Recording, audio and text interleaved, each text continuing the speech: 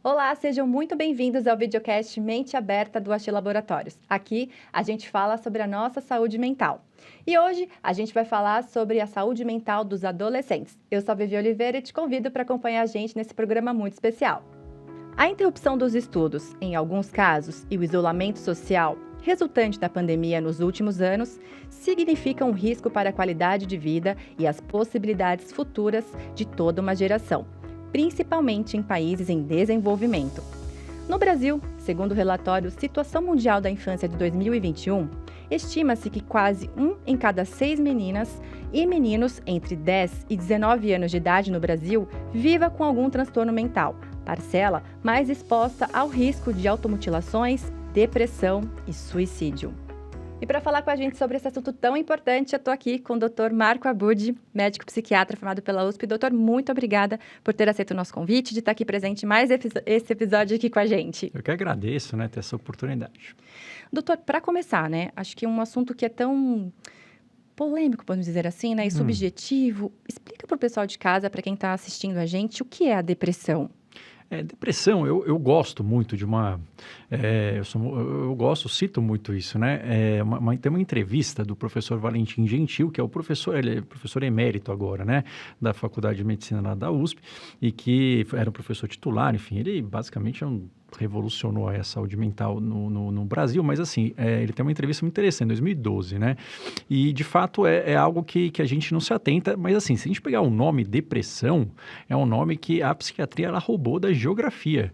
Depressão quer dizer afundamento, né? Então, muita gente relaciona com tristeza e pode estar presente, aliás, até está numa grande parte dos quadros, mas assim, a depressão, para que nós tenhamos esse diagnóstico, a gente precisa ter 2 elementos fundamentais antes da gente pensar no resto. E esses 2 elementos, eles são basicamente um só. Um deles é o quê? Uma perda do interesse ou prazer na maioria das atividades que nós tínhamos interesse e prazer de forma sustentada, ou seja, na maioria dos dias, por 2 semanas ou mais. E isso não é uma coisa fácil de se fazer, nem que você queira. Por quê? Você tem que... Então, é uma perda da sensibilidade. Então, fazendo uma comparação, com o Covid, muita gente tem como o efeito colateral até um pouco mais prolongado, uma perda do paladar, perda do olfato. Então, seria o equivalente a você perder o paladar pela vida, né? Então, imagina que as coisas que te davam interesse, elas acabam você não conseguindo sentir mais aquele prazer, né? Isso é uma questão da sensibilidade, como se tudo fosse algo penoso.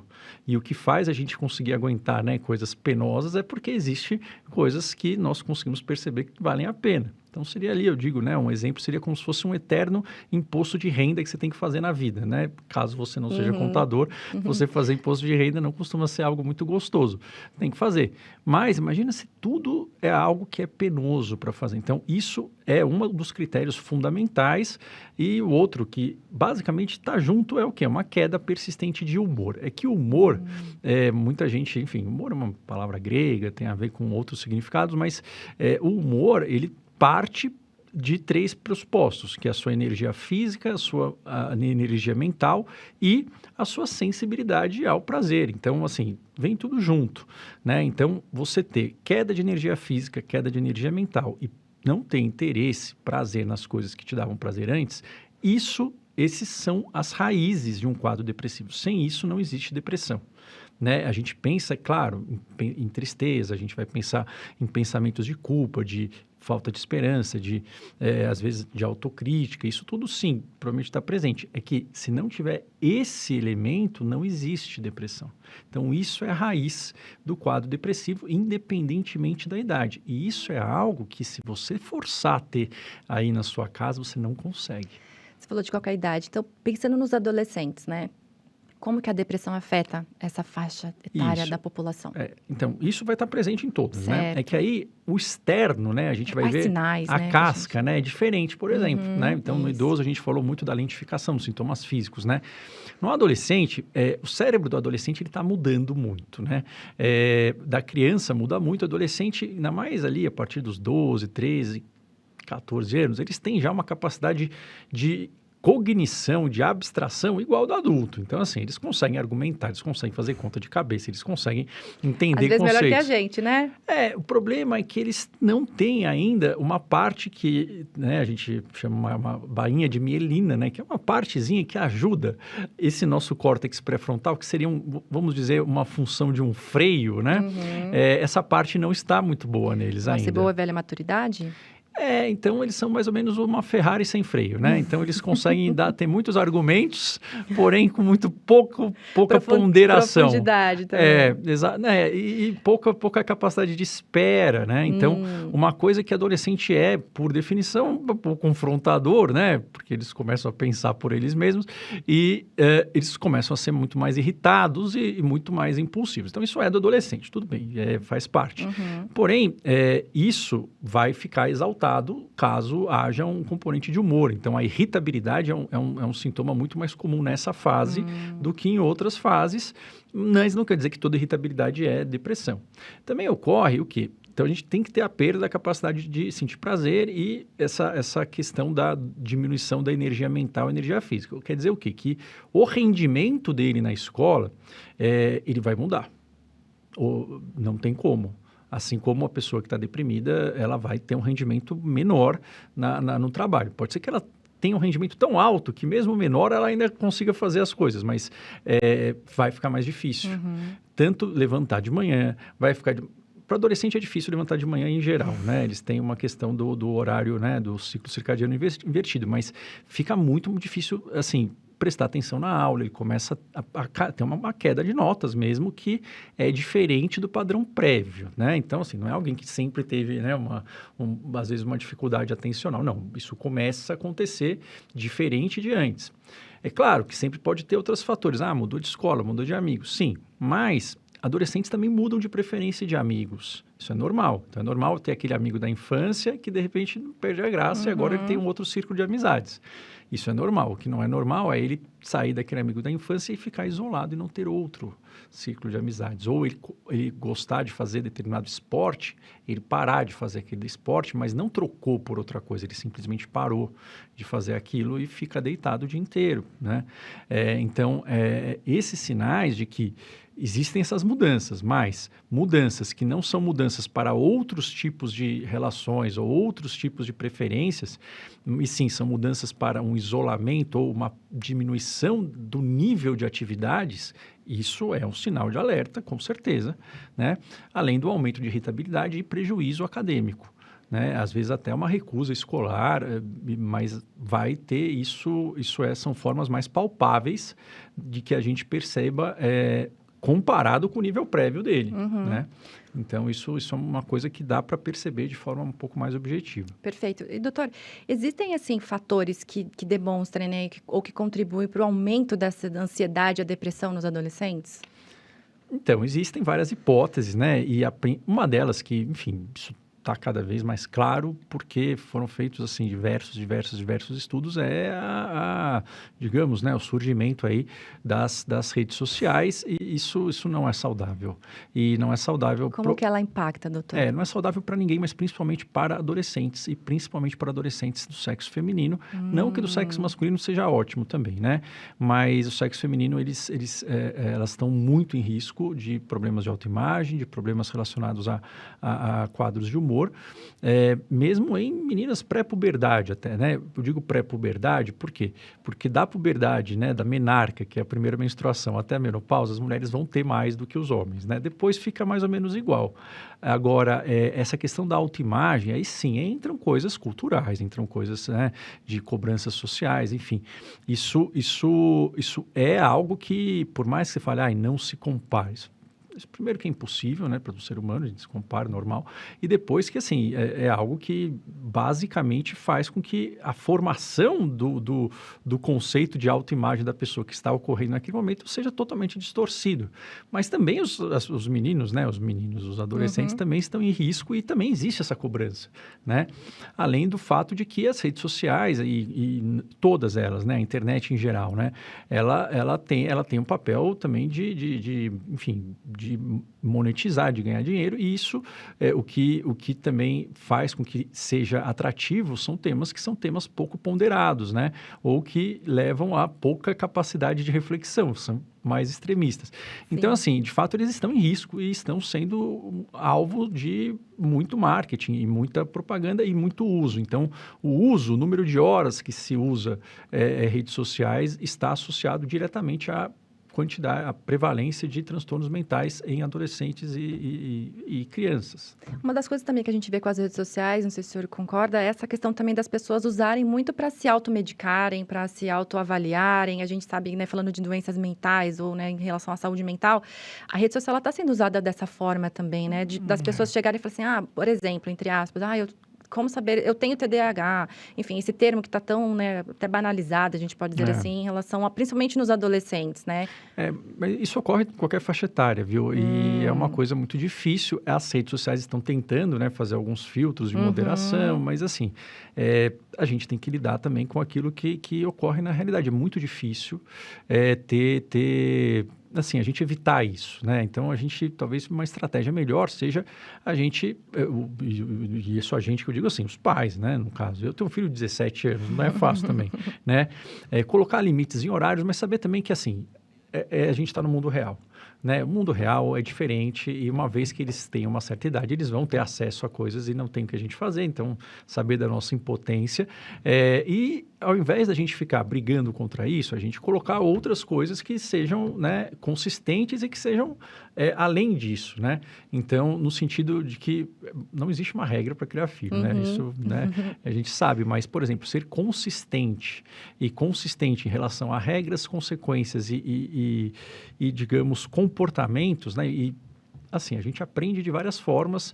A forma mais rápida é pelo exemplo, né? A forma mais duradoura é pela consequência. Então, isso tende a ser algo que, se for consistente, isso tende a proteger. Então, a gente não vai brigar contra as redes sociais, a gente vai ganhar disso, não. Mas, talvez a gente possa colocar coisas que sejam a mais nisso, tanto fazendo pela própria rede social. Então, assim, pode participar, na medida do possível, de coisas que, de fato, tenham uma certa, né, uma consistência e passar como que aquilo ali pode ser interpretado. Não lutar contra, porque não vai dar certo, e ter também uma consistência em termos de regras e consequências, e o exemplo, ele sempre é algo que enfim, né, vale mais do que qualquer outra palavra. Mas saber que, assim, a gente está num grande ali, né, numa grande transição e num grande velho oeste que nem sempre a gente vai conseguir, e saber que, se ocorrer algo, a gente também não vai... porque é uma tendência, né? Ou da gente negar, porque ninguém quer ter isso com o filho. Ou da gente se culpar, e nenhuma das duas coisas é muito útil para resolver, né? Até aproveitando, doutor, a gente está falando muito dessa questão dos pais em relação, né, ali, a como lidar, então, em relação à rede social do filho. Como que esse cuidador, então, ele pode apoiar, pensando nesse quadro de ansiedade e depressão, né? Que a gente tá falando muito dessa questão dessa orientação em relação às redes sociais, mas também nesse cuidado, pensando já nesse quadro. A ideia é assim, você tá atento, você saber os sinais. E saber que isso não é sua culpa. E isso também, se estiver durando, né, como a gente falou, coloca ali 2 semanas, e se estiver comprometendo a capacidade de estudo, se estiver comprometendo a capacidade de interação social, a gente não colocar tentar tampar o sol com a peneira, que a gente faz isso porque ninguém quer que o filho tenha nada, eu sei disso, né? Então, isso, na verdade, são as duas coisas principais, que se ocorrer, não é sua culpa, mas também não é que nada está acontecendo. Sim. E não é você que vai tratar, né? E aí, sim, claro, tem todo o cuidado e, enfim, tem outros tipos de tratamento, e sempre nessa faixa etária a gente vai tentar fazer sempre, né, intervenções minimamente invasivas possíveis, mas assim, precisa de tratamento e ok, o tratamento é para que seja eficaz. A boa notícia também é que, como eles são, né, tem essa capacidade de neuroplasticidade muito alta, eles tendem a melhorar rapidamente, caso intervenções sejam feitas. Eu adoro, doutor, o que o senhor está falando. Eu aproveito para perguntar, então, quais são essas abordagens terapêuticas que existem, né, para esses casos? Não vai ser feita pelo pai, por quê? Porque se é terapêutico, é feito pelo psicólogo e pelo psiquiatra, né? Então, não isso é importante. O filho, isso, né? Porque senão a gente assume um papel que não dá. Eu mesmo, assim, se meu filho tem alguma coisa, eu peço ajuda para os universitários, porque é como se tivesse ali... E o senhor é médico, hein, gente? Vejam bem. Não, e é mais difícil, porque médico se automedica, né? Mas é que, com filho, às vezes a gente é mais cuidadoso que com a gente mesmo. Mas é importante isso, porque assim, não tem, você está digamos, num ângulo de visão, vamos imaginar um jogo de futebol, você não está numa boa visão para ver o lance, né? Então, você vai precisar de um apoio. Tem uma questão emocional ali também, né? É uma visão que, assim, não dá pra gente ter dois papéis ao mesmo tempo, né? Se a gente é pai ali, a gente não pode ser médico, né? Como a gente não é amigo, Sim. né? A gente é pai, mãe e é uma função importante. Então, é assim como qualquer outro quadro. A gente pede ajuda e a ideia é que estejamos atentos, tenhamos essa possibilidade, ter um profissional, é importante, né? O ideal seria um profissional que tenha experiência com crianças e adolescentes, que também não é tão simples, mas seria o ideal. E aí esse profissional indicar intervenções que possam ser feitas e você também entender qual é o seu papel nisso e tirar suas dúvidas nisso, né? Nós não conseguimos controlar ou tomar decisões pelas outras pessoas e pelos nossos filhos a gente consegue fazer isso durante um período muito curto da vida. Então, também a ideia é que temos uma questão de você estar junto e que a escolha também é da pessoa e a ideia é a gente estar junto não para resolver o problema por eles, mas para poder ajudá-los a resolver, porque uma coisa que é excepcionalmente útil e necessária para a construção de qualquer tipo de personalidade ou de autoestima de uma forma genérica é a pessoa ter a sensação de que ela tem a condição de dar conta das coisas, né? Então, a autoconfiança a gente constrói quando as coisas dão errado e a gente dá um jeito de dar certo, não é quando tudo dá certo, né? Então, a questão, mas assim, não assuma esse papel, siga isso e sempre ter uma rede de apoio, né? Pegar isso de ter tanto locais de informação que sejam confiáveis, então assim, ele vai ter acesso a informações muito distorcidas, não tem como, né? Mas assim, eu falo, olha, isso aqui eu acho confiável. Né? Você fala, isso aqui é interessante, mas assim... O canal do doutor é um lugar que tem muitas informações relevantes, importantes e com um aval profissional. E uma coisa que eu falo isso no meu canal e falo isso pro meu filho. Eu falo assim, sempre desconfia de tudo. Né? Então, assim, você ter, por exemplo, um modelo de falar, olha, como você interpreta isso? Então, assim, você sempre parte do pressuposto que você vai desconfiar e você vai checar em vários lugares, né? E ter, de fato, coisas que sim, são ensinamentos que são bons para toda, digamos, eles transcendem questões temporais, né? Então, questão de falar, olha, isso aqui nós temos que ter uma certa consistência, a gente não faz isso, não tem como a gente ter, né, uma coisa que não exige esforço e que seja excepcional e nunca confie numa única fonte, né, de informação e nem que seja a minha, nem outra, assim, a gente vai vendo e ter, você tá junto com ele. Até profissional, né, quando a gente vai passar no médico, a gente acaba tendo outras opiniões para checar, de fato, deixa eu ver o que é melhor para mim, né, pensando nessa individualidade do paciente, né. Então, assim, a ideia é você colocar outras coisas que sejam fora daquilo, esteja junto com ele, com companheirismo e também, assim, olha, tem informações que você pode dar a sua opinião. Fala, olha, eu acho isso aqui bom, mas vamos checar as outras? Vamos checar. E sempre duvidar daquilo e saber que de boas teorias, né? Eu gosto dessa frase, de boas teorias o inferno está cheio. Essa é muito boa. A gente sempre testa pequeno para errar pequeno, né? Então, isso seria ali, enfim, uma coisa de conselhos gerais, né? Mas estar atento nesses sinais e saber que, assim, estão em risco mesmo. E a gente não vai conseguir controlar o mundo, mas a gente consegue intervir precocemente e isso, assim, é o melhor que nós possamos fazer mesmo, né? Estarmos juntos com eles. Perfeito, doutor. Muito esclarecedor. Vamos finalizar agora, mas eu gostaria de saber se eu tenho alguma mensagem final para deixar para a nossa audiência que está nos assistindo. Mensagem que eu gosto de falar, né, que em termos de saúde mental, né, eu sou psiquiatra, enfim, mas assim, a questão é que o marketing nosso é muito ruim, o nome é ruim, e a gente é muito ruim nisso, mas se tem um nome é porque tem que ter um tratamento. E se você passar no médico, ou mesmo assim, enfim, está sofrendo, a ideia é que você saiba, assim, qual é o tratamento, qual é o objetivo, em quanto tempo vai ter, porque o que existe é importante falar sobre isso? Olha, mas a gente fala sobre isso para tratar isso e para que a pessoa possa recuperar a capacidade de fazer escolhas, porque todo quadro de transtorno mental, ele tira a nossa capacidade de fazer escolha. quem escolhe pela gente é a depressão, é a ansiedade. Então, a ideia vamos falar sobre isso? Vamos, mas vamos também tratar isso e a gente tem que saber muito claramente do médico, enfim, de qualquer profissional que seja, em quanto tempo, o que vai melhorar e qual que é o plano, né? Uhum. Porque sempre tem um plano e o objetivo é que a gente recupere a capacidade de agir sobre o mundo e fazer as nossas escolhas e refazê-las caso tenhamos vontade. Perfeito, doutor Marco, muito obrigada novamente, agradeço por tudo isso, eu tenho certeza que quem está nos assistindo, nos ouvindo, está levando muita informação interessantíssima para os seus filhos, né, para a sua comunidade, só tenho a agradecer ao senhor por estar aqui conosco. Eu agradeço. E para você que nos acompanha até aqui, muito obrigada. Fique ligado nas nossas redes sociais para saber mais sobre os nossos episódios que estão assim, ó, incríveis. Até a próxima, a gente se vê. Tchau, tchau.